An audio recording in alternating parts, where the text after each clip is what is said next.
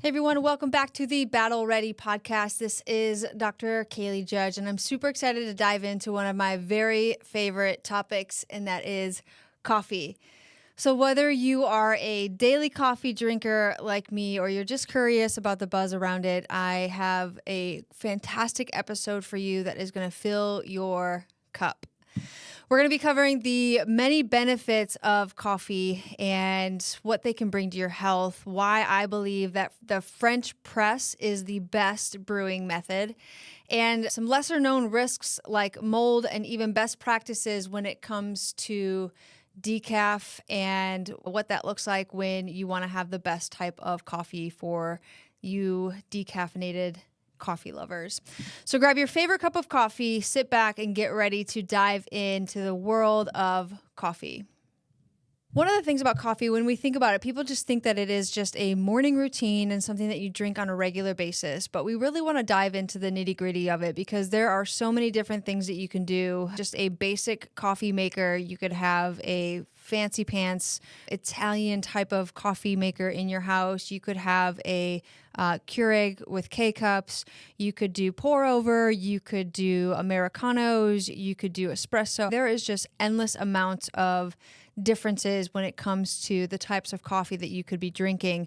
And we've talked about some of the basics of the health benefits, but I really want to dive into a little bit deeper about why coffee can truly be a brain booster for the morning. Did you know that coffee has shown to actually improve long-term memory? A study conducted by Johns Hopkins University studied that caffeine enhances memory up to 24 hours after it's consumed. This is particularly important when you're trying to learn something new or you're focused on a mental performance. Even in my own experience, coffee has helped me to sharpen my focus before a podcast recording. You see my cup today. I have coffee in here. Normally I just have water, but I did go for coffee for the sake of this podcast. But I do often drink coffee in the morning. I usually pair my coffee with a short mindfulness exercise, maybe 5 to 10 minutes of either breathing. I do heart math. I also do New Calm. This really helps me to focus and get ready for the day, get centered. I also love drinking coffee when I'm reading the Bible or journaling or doing something to help my personal growth. Coffee really helps me to just stay centered in the morning. I have gone for months, sometimes even a year, without caffeine, without coffee. I've been on the decaf coffee train for a while, and I have seen the benefits of not having coffee, and I also have seen the benefits of having coffee. We do know that there is a growing body of research on coffee's impact on reducing the risk of neurodegenerative diseases. Big long word, but basically it's talking about the effects on Alzheimer's and Parkinson's. A review published in Practical Neurology studied that regular coffee consumption is associated with significantly lower risks of Parkinson's. There's growing evidence that it might delay the onset of Alzheimer's as well. If something I'm eating or drinking, is that something that could benefit you, that could delay diseases that are neurodegenerative? Something that is as simple as drinking coffee, could that do so much more for your brain than we ever even thought? And I really want to help you understand that coffee is not the bad guy, but there are different types of coffees that I want to make sure that you're either considerate or you are just aware of, or you just avoid all around. I'm talking about something that I love and I go to often. It is a weekly occurrence for me. I'm talking about things like Starbucks, and for some of you, you're Dunkin' Donuts type of coffee people. But there are popular chains that people get their coffee from, and I totally understand the convenience of it. I totally understand about just driving through and getting a cup of coffee on the go. I've been there. You've most likely been there, especially if you're listening to this. But when you take a closer look at what's actually in those cups, you start to see a different picture. And even for me, like, I know that most of the time I just try to stay away from them as much as possible. First off, there's so many of the drinks at those chains that are just loaded with sugar. Take Starbucks, for instance, with their famous flavored lattes, frappuccinos. We have even the pumpkin spice lattes, the thing that's coming out right now. And they start these advertisements like September and start pushing these things. But there is hundreds of grams of sugar in each one of those drinks. And in one drink, it's exceeding the amount of sugar that you should be drinking on a daily basis. Now, you might be saying, wait a second, when I go to Starbucks, I just get the coffee, which is amazing and good for you, because usually that's what I do.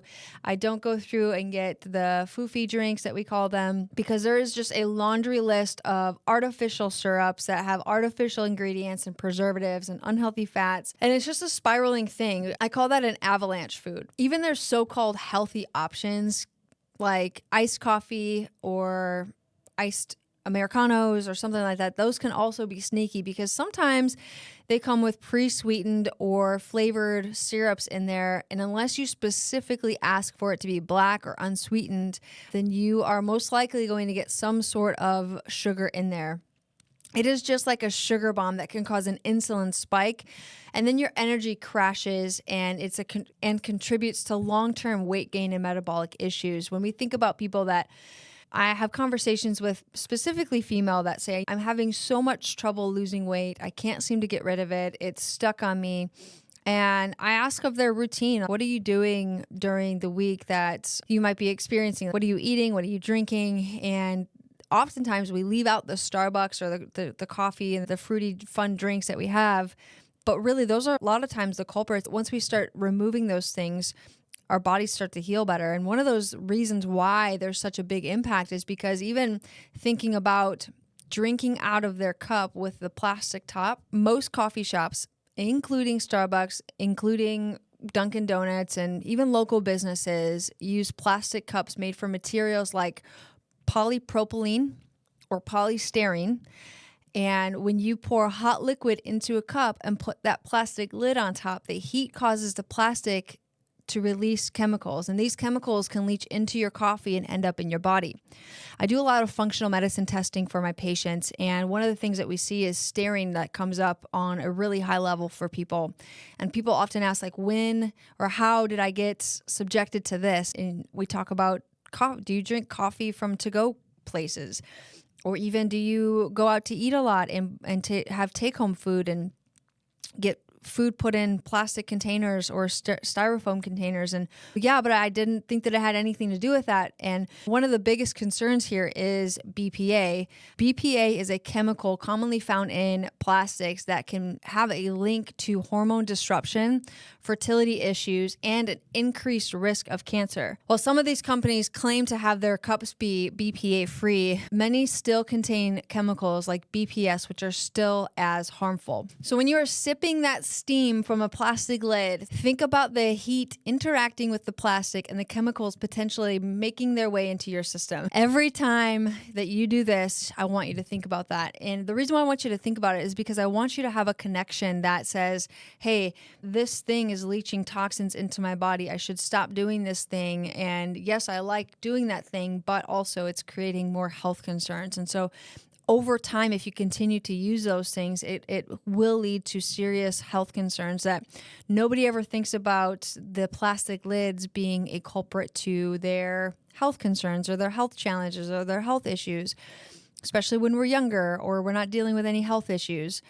The other thing is, if we want to talk about from an environmental perspective, we've got to think about the amount of cups that people are using on a daily basis. Landfills are filling up with coffee cups with these plastic lids, and they are rarely recyclable. A huge percentage of these are single cup uses for coffee cups, and they end up in landfills because they are coated with plastic, which makes them waterproof. The plastic lining then makes it extremely difficult to recycle. In fact, there's about 1% of the 60 billion paper cups distributed each year that are properly recycled. That is an insane amount. Now, you could have a way of combating this. You could bring your own reusable cup. I love getting a Yeti cup and bringing them places and having them fill that up. You could make your own coffee at home and do it that way, especially once you start learning about why it's better to do that. And I'm going to show you some better alternatives. And if you love your morning coffee from a local coffee shop, that's fine, but take some steps to make it healthier. Again, you can bring your own stainless steel cup or ceramic cup to avoid using the plastic lids. These cups retain heat better, which will make them safer than plastic. Most places are more than happy to fill up your reusable cup instead of using their own plastic-coated cups. And I want to talk about the plastic coating as well. It's most likely some sort of like a Teflon type of a thing. So even that, the plastic that's inside the cup is also leaching into what you're drinking. And so it's the same thing as the plastic on the lid. So maybe you think, maybe if I just take the lid off, it's going to be just as good, or it's going to be better. But there is still plastic coating around the cup, which why when you leave it sitting there for a while, eventually it's going to dissolve and get in. Eventually it's going to dissolve and fall apart. So you want to make sure that bare minimum standard of engagement that you are bringing your own cup to these places to have them fill it up. But if you are on the go and sometimes you just can't do that and you just need a quick fix, I want you to be sure that you are mindful of what you're ordering. You want to skip the sugar-loaded drinks and opt for a black coffee or a simple Americano. I'll talk about Americanos because that is one of my favorites to get. At the end of the day, it's about being conscious of what's going on in your body. Coffee itself can be a great tool for boosting your health, but not when it's filled with artificial ingredients and served in harmful packaging. And it's just something that it's time for you to become aware of and start taking better steps to make sure that's possible. Now, I am going to break down for you why I think that the French press is the best method that there is.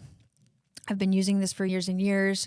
There's a couple things that you can get your own French press at home. One thing that I would caution you is a lot of places that you get French press, the actual French press from, sometimes they are plastic. Sometimes the thing that you push down with is plastic. So you want to make sure that it's glass, and you want to make sure that it's metal that's touching the hot liquids. So that's just a side note before we jump into this. I really want to show you why I think that this is one of the best methods from a health standpoint. When you extract coffee oils, there's compounds that are released, and these compounds not only contribute to the rich flavor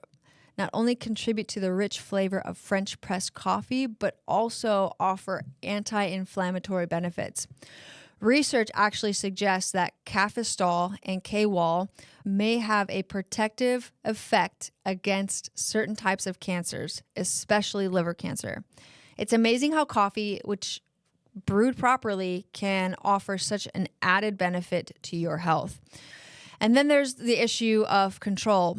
With a French press, I can control everything from how coarse I grind the beans to exactly the temperature of the water. And for me, I love having the water be somewhere between 195 and 205. That seems to be the best for extraction. If the water is too hot, it can burn the grounds. And if it's too cold, you won't get that deep, rich coffee flavor. You also want to let it sit there for about 5 minutes. I've got some friends that like to push through that and just let it sit there for 2-3 minutes. But the 5 minutes is actually a thing because it lets the compounds release and it also lets the rich flavors go in there. When people ask me why does French press coffee taste so much better than drip coffee, and the reason is because, first of all, simply there's a lack of paper filters are used in drip coffee machines, and they trap so many of the flavorful oils from the beans, which when you actually brew it with a French press, those oils stay in the coffee and they are enhancing both the flavor and the in your mouth feel. It's just a more like full-bodied coffee experience that you're having. And again, one of the big things here too for French press coffee and even also Americanos is that there's a lower level of acidity. I used to struggle with acidity from other brewing methods, but French press was a game changer for me. I've been doing this for the last 12 years, I believe. I'll dive into this later when I talk about mold in coffee, but brewing methods definitely do affect how your body responds to the coffee. So finding what works for you is absolutely key. One of the big questions I get is how much coffee is too much coffee? And some people are like, I love drinking cups and cups of coffee. Some people are like, I just want to have 1 cup a day, and that's totally fine. And I really want to try to decipher this for you and answer some questions. But one of the fascinating things about caffeine is how it interacts with your body over time. Did you know that caffeine has a half-life of about 5 to 6 hours in a healthy adult? So that means that if you drink coffee at 8 a.m., half the caffeine is still in your system by 2 p.m. So when people complain about being jittery or having trouble sleeping, it's because they're drinking coffee too late in the day. Personally, I try to cut myself off at noon every single day, and I found that's the best way for me to be able to have good sleep. Even just the other day on Sunday, I was shopping with my mom, and it was about 3 o'clock in the afternoon, and I had a few other things to do later. And I said, hey, do you want to stop and get Starbucks on our way home? And yeah, we did. We said yes. And then we were leaving the store, and I was like, I changed my mind. I don't want Starbucks. It's too late in the day. It's 3:30, which like 5 minutes ago you wanted coffee. I said, yeah, I know, but I want to also sleep tonight, and I know that it affects my sleep, and so I'm going to choose not to have the coffee and the caffeine at this time. So caffeine doesn't just give you energy, and it can actually suppress the melatonin production in your body. And so I know a lot of people that take melatonin at night to help fall asleep, and that's because melatonin is actually the hormone that is responsible for regulating your sleep cycle. So if you're someone who has trouble winding down at night and I really want you to take a look at how much coffee you're consuming, and also when's the last time you had a cup of coffee in that day. And I bet if you stop doing that earlier in the day, you're going to see a big major effect on the sleep cycles for you. One of the other topics that we talk about is caffeine sensitivity. And the reality is that your genetics play a big, huge role in how well your body processes caffeine. Some people can drink coffee at 9 p.m. and fall asleep at 10. Others like me, I have to cut myself off. There's a gene that's called the CYP1A2, which controls how fast or how slow your body actually metabolizes caffeine. If you have the fast metabolizer gene, you can tolerate more caffeine without feeling jittery. But if you are a slow metabolizer, even small amounts can leave you wired. Now, here's the deal. This might break some of your guys' hearts, but I am a full advocate for only drinking black coffee. Sometimes I'll do heavy cream. And the reason why I'll opt for heavy cream sometimes is because it has good healthy fats, but most often I do like to drink my coffee black. If I'm drinking my coffee in the morning, I do actually put in bone broth, which is just a scoop of chocolate bone broth, and it's a protein powder, and that just helps with the flavor, but it also helps me get the protein that I need and helps to heal my gut lining, which we'll talk about gut things later on. But I do love a good scoop of bone broth in my coffee. Now, for some of you, you're adding sugars, you're adding flavored creamers or milk to your coffee, and this is what's going to help. This is what's going to spike your insulin. And over time, these insulin spikes can lead to insulin resistance, which is a key factor for developing type 2 diabetes. And we're not talking about a small risk. Studies have shown that people who regularly add sugar to their coffee are at a much higher risk for developing metabolic disease. It's one of those small changes that you can make that makes a huge impact over time. I've actually gone through periods where I tested myself and only drinking black coffee, and I never really put in sweeteners and anything like that. That's not my issue, but I'll go between the black coffee and the heavy cream in my coffee, and I do like more and how my body feels when I'm drinking the black coffee, but sometimes it just tastes a little bit better to have some heavy cream in there, so I totally get it.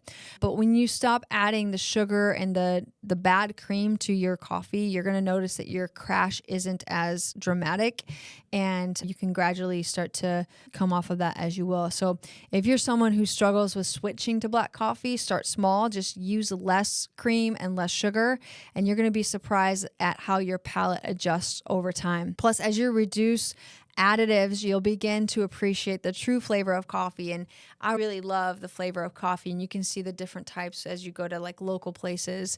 When I go out, I often get an Americano. That's my go-to coffee drink. And the reason why, it's basically just espresso with hot water. That simplicity is why it makes such a great option, especially if you're looking for something with a lower acidity compared to a regular cup of coffee. First off, let me say why I love Americanos. The flavor is so much richer and smoother than a regular drip coffee and even my favorite French press. And it's because it's made with espresso. The natural oils from the beans remain intact, and these oils are what gives the Americano a bold flavor without the bitterness that sometimes comes with a coffee. There's lower acidity and a gentle experience. One of the best reasons I often choose an Americano is because it's less acidic than other brewed coffees. And acidity in coffee is something that people struggle with, especially myself. When I used to drink regular drip coffee, I'd sometimes feel discomfort or even like a heartburn afterwards. And if you're someone who deals with acid reflux or sensitive stomach, you probably know exactly what I'm talking about. And the lower acidity in the Americano comes from the best way espresso is brewed, because espresso is extracted quickly and with high pressure and a short brew time.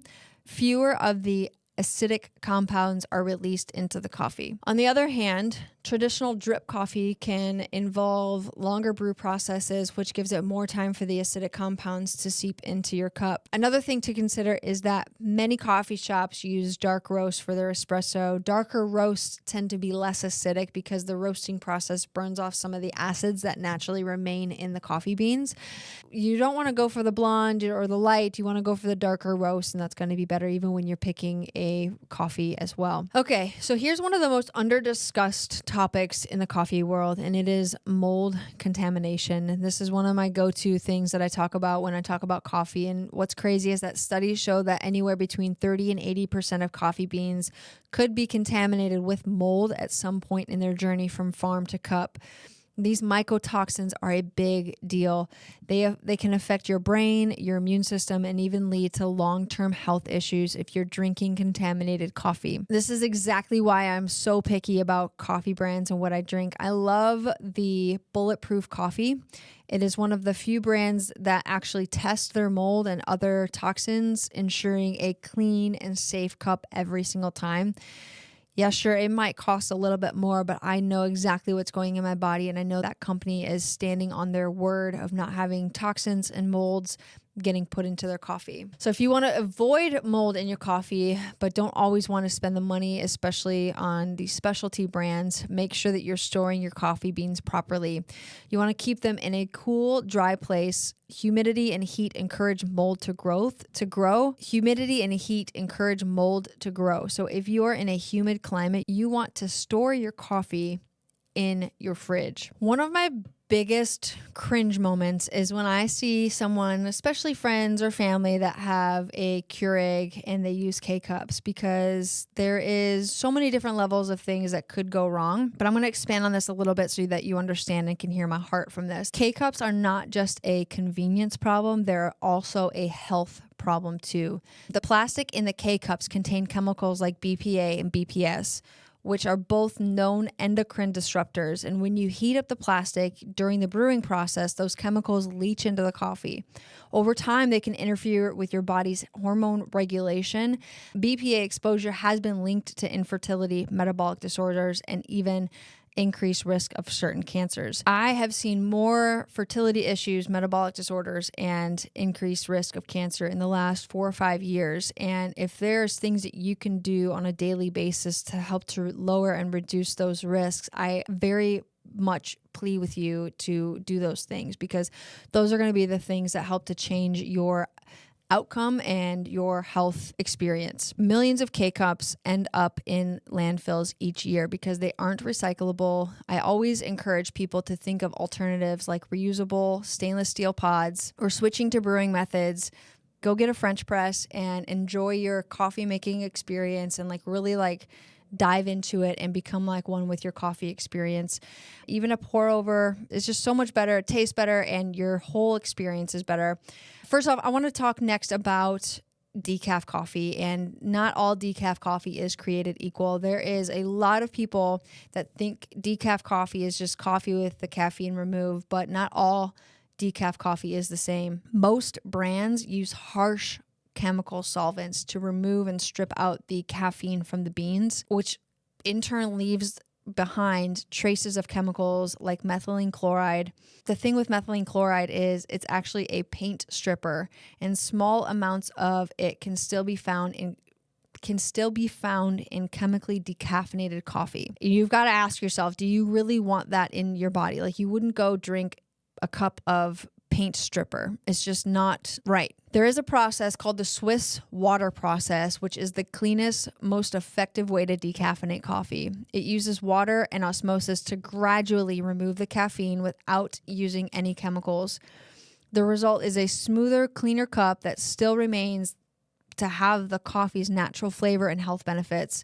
I recommend looking into brands that use this method if you are a decaf drinker. I love the brand Bulletproof. They have an incredible decaf coffee. I drank decaf coffee for about a year and a half, and I didn't waver from it. I didn't miss coffee at all. Once I got through the caffeine headache and the withdrawals, I absolutely love the decaf coffee, but I only stuck to Bulletproof coffee. It's my go-to brand. It's what we sell in my office. It's what I drink at home. If you come over and I make you a cup of coffee, you are having Bulletproof coffee, and I just think it's the best. So, couple things to wrap this up. If you are drinking a lot of coffee on the go and stopping at places, go get a reusable cup that you can use on your own. I love the Yeti brands, and they are sustainable and they look great and they keep your coffee really warm.